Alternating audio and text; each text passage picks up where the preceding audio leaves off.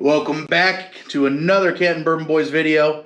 We kind of alluded to a little hint of what we were going to do in the next video. We're going to talk a little bit about our barrel pick from Limestone Branch, our trip to the Bourbon and Cigar Festival, and we've got a special tasting today of the Old Forester 117 series.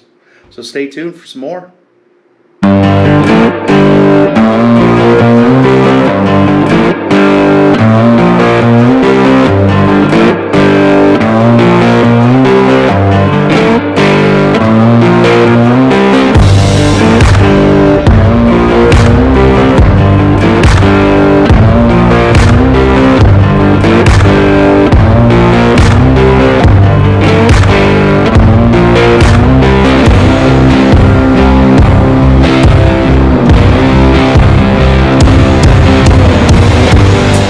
What's up, everybody? Welcome back.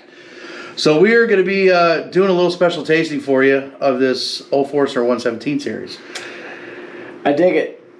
Where'd you get that bottle? Obviously, the bottle's half gone, right? Yes, it is. Yes, it is. So we've opened it, we've cracked it, we've tried it in the past. So Matt and I were lucky enough to go down to Old Forester about almost a year ago now. We went down. I know, time fucking flies. But we went down with a local company here, local restaurant owner Carrie and her business reps from the Barrel Room up here in Canton, and we went down to Old Forester, did a single barrel pick from Old Forester, tried 3 different barrels, and ultimately ended on the one that we went with, and Barrel Room decided to go with for their company, and sold out instantly. Yeah, no kidding. Bottles were gone. But going through that single barrel program at Old Forester, which was a really cool experience, if anybody gets lucky enough to do that, highly recommend it. It was really cool. We got to be able to purchase this Old Forester 117 series, which is the Angel Share series, batch 2, which is essentially a bottle that when Old Forester goes in and opens up a barrel, they say barely anything left in this barrel, and essentially too much of it's been gone and out of evaporation and lost us through the pores of the barrels to the Angel Share, and just this little bit of liquids left, and they capture that liquid and put it in bottles and sell it for people like us to drink. So I've had it before, like I said. I've never done like a real tasting of it as far as like try to do notes. We just tried it to drink it. But so we're going to do some note tasting here, and then we're going to try some of our Limestone Branch picks that are coming. Woo! Already bottled? About to be bottled? Finally. So Matt was on that one. I was unable to go to that trip, but Matt was there for that one at Limestone. So you want to talk about these 2 bottles real quick too? Yeah. What's cool about these is Limestone Branch. We've alluded in previous videos, and we talked about going down. They discontinued this experimental program. It was almost more expensive to run this program than they were getting out of the barrels. So they discontinued the program. We had a pick set in place to pick one of these experimental barrels that we worked on for years. Finally got one, and it got discontinued. So Steven called us and said, hey, we can't do this pick. And I kind of let him know we had everything booked. Hotels were booked. Driving was booked. We had rental cars to go down there. Everything was ready to go. So he got a hold of Luxco, which obviously is now in cahoots with Limestone Branch, but he got a hold of Luxco. Luxco agreed to allow us to be the last people to ever select an experimental pick from Limestone Branch Distillery. So in doing that, most of these barrels are only about 18 months old. They're 15-gallon barrels. They age a lot quicker. It's so cool. You walk in, you see these like mini barrels it's in a C box. So you walk in the C box, and there's just barrels lining the walls of the C box, and you're like, normally you see this rick house, huge ass rick house, with huge barrels that hold what 53 gallons. Yeah, I'll say 55, but they have 52 gallons of bourbon. You have these little tiny guys, right? Like, and so you walk in, you're like, man, this one has these notes. This one's been aging for 6 months, and they're about to pull it, and it's been aging for 2 years, right? Yeah. Like how is that possible, right? So it's just because that the surface area of the barrel versus the liquid in the barrel it just ages quicker. And that was their mindset of these experimental barrels, is that it's just going to age quicker, go in and out of the wood quicker because there's more liquid, more resonance or less resonance time with the liquid, essentially. So it's going in and out of the barrels just from the surface area that it has to interact with that wood. So really cool concept. There's other companies like Cleveland Bourbon that tries to do something cute, and, rapid aging, right? Yeah, rapid aging. But this is kind of a rapid aging, but more natural though. Yeah, it's the same process of normal bourbon aging, just in a trying to think smarter, not harder type thing.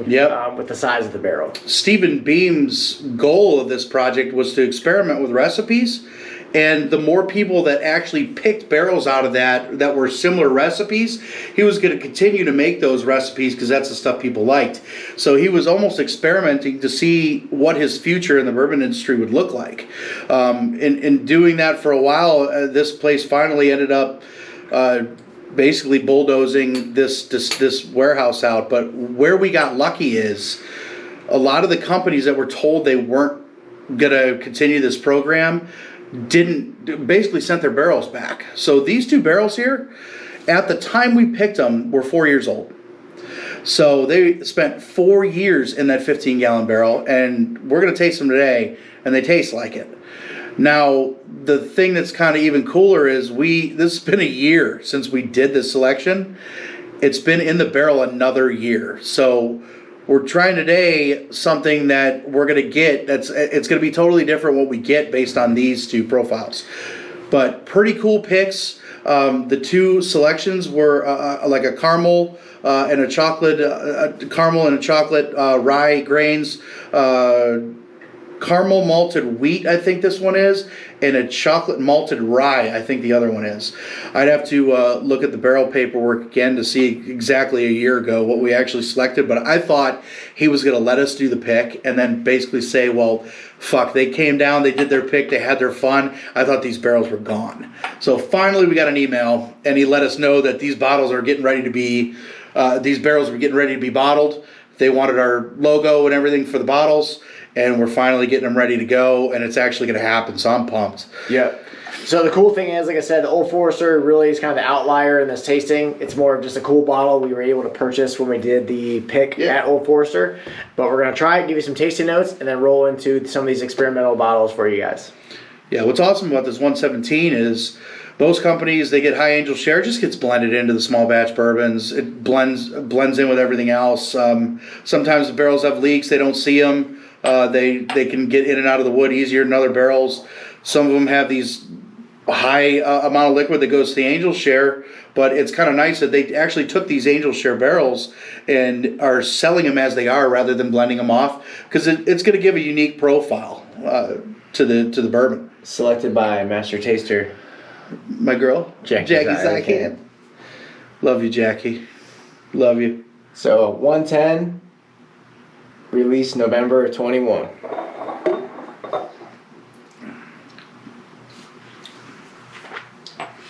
What I like about them is they're very fruit forward on the nose.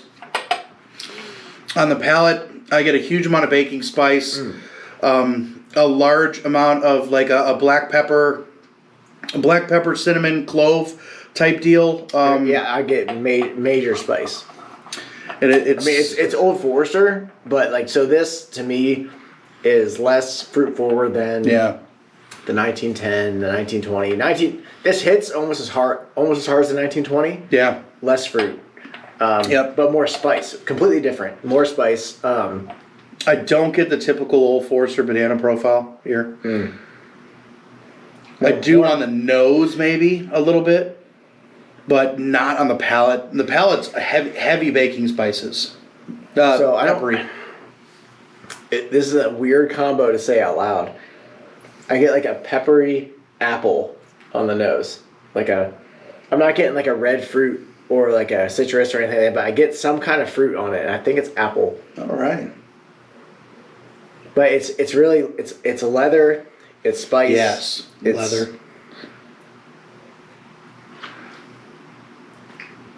Like a used brown leather. Hold on. The thing I'm picturing. Are we Someone's sitting on that brown leather. I mean, where's this brown leather? It's like a worn saddle, dude. I know. Obviously, not a bottle you can just go buy. It's worth trying if you ever get a chance to try it. Obviously, and you get a little spearmint. Oh man. Oh yeah, but no, this is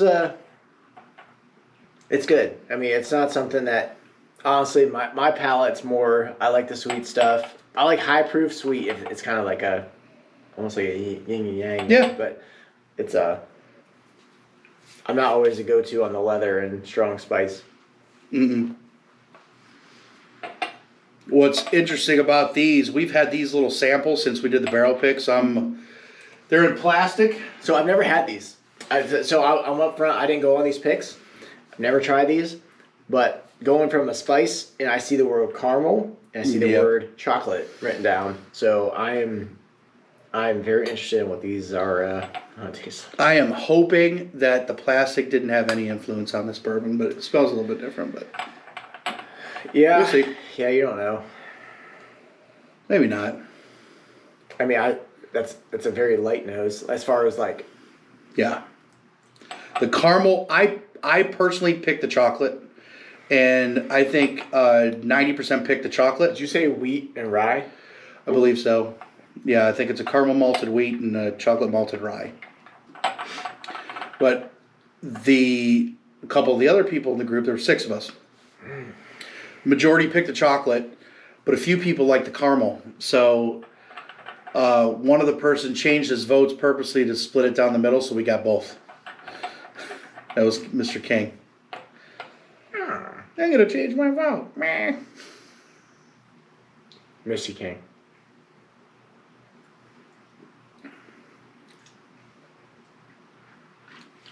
Remember, uncut, unfiltered, full barrel proof. It's good, isn't it? Do you like it? This is straight from the barrel? Yes.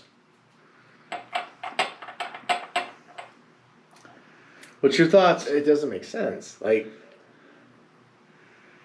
I don't know what to think right now. Well, the nose is just so light. It's very light, but it's sweet. It's like a sweet light nose. It's very delicate and it's good. It's a nice nose.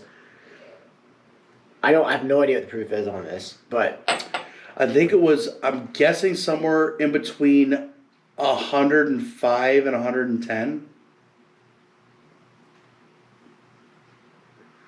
Yeah, I mean it hits like a 95.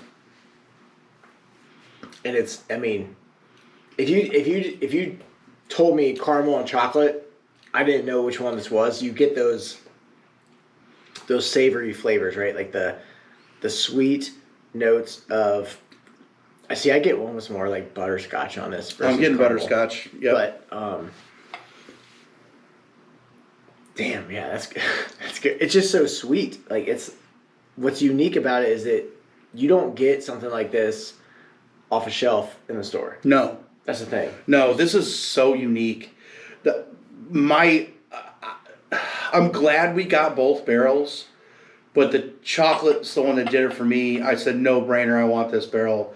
No, we tried some real turds there too. Because Steven's like, fuck it, dude. You got last pick of this whole warehouse. Try whatever the hell you want. So we started just ripping off barrels, We tried ones that taste like old wet socks. Do you get the milk chocolate a little bit off the nose? I just got punched in the face with peanuts. Okay, I get peanuts too. I love peanuts. I don't understand. Please still be chocolatey. It just blasts me with it.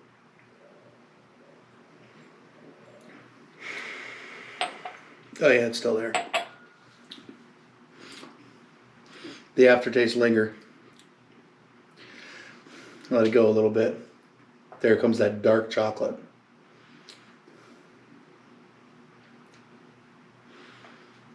It's good. I really enjoy it. It's a salted chocolate covered peanut. Yeah. That's what I get.